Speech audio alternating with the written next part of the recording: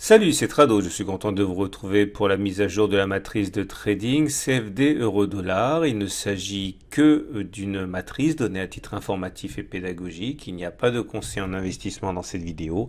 Vous devez vous rapprocher d'un professionnel pour savoir si l'utilisation des CFD à risque limité correspond à votre profil d'investisseur.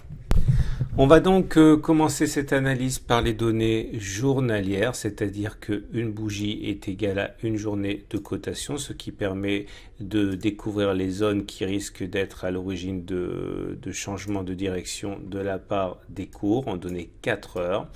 Comme on peut le voir au-dessus de nous, nous avons une résistance comprise entre 1,1040 et 1,1059. C'était une zone de support, elle a été cassée, donc elle a théoriquement changé de polarité. C'est une zone de résistance qui risque d'entraîner un mouvement baissier. De la même manière, un peu au-dessus, à 1,1078, 1,1064, on a également une zone de résistance. Pour la même raison, c'est une zone de support qui a été cassée, qui a donc changé de polarité théoriquement et qui devient résistance. Et en dessous de nous, nous sommes d'ailleurs quasiment au contact d'un support, hein, les 1,1000, 1,0990, c'est une zone ici qui a entraîné une hausse des cours plusieurs fois. La dernière fois en date, c'était la séance précédente.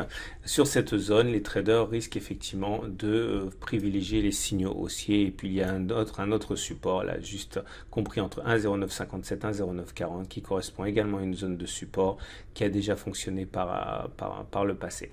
On va maintenant descendre d'une unité de temps pour regarder comment beaucoup des traders devraient normalement utiliser ces zones. Alors tout d'abord, vous remarquerez que la tendance elle est baissière, hein, puisque nous sommes en dessous de la moyenne mobile à 50 périodes et en dessous de la moyenne mobile à 20 périodes. Nous sommes en données 4 heures, hein, chaque bougie correspond à 4 heures de cotation. Il faut s'attendre dans une tendance baissière que les traders tente de saisir des signaux baissiers en dessous des obstacles. Donc clairement, si les cours passent en dessous de 1,1000, 1,0990, normalement les traders chercheront éventuellement à trouver des points d'entrée baissiers.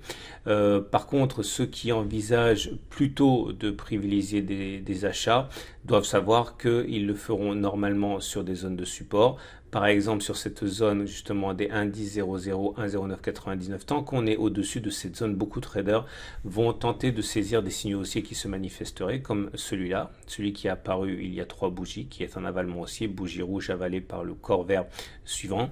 Il y a une autre zone sur laquelle les traders chercheront peut-être des zones d'achat, c'est la zone suivante, hein, 1,0957, 1,0940, même si on est contre tendance, puisque la tendance elle est baissière, étant donné que ce sont des zones qui ont été créées sur une unité de temps supérieur, il y a des chances pour que cela attire l'intérêt des acheteurs. Également, on remarquera que si on devait passer en dessous des 1,0957, 1,0940, comme lorsque l'on passera en dessous des 1,1000, 1,1099, puisqu'on aura passé un obstacle à la baisse, eh bien, il y a des chances pour que les traders cherchent des signaux baissiers.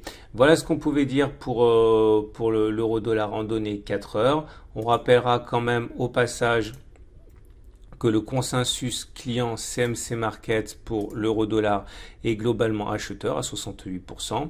Et n'oubliez pas de regarder le calendrier des événements et des publications afin de savoir ce qui pourrait faire décaler l'euro-dollar. Je vous souhaite une excellente journée et je vous dis à très vite pour une autre matrice de trading.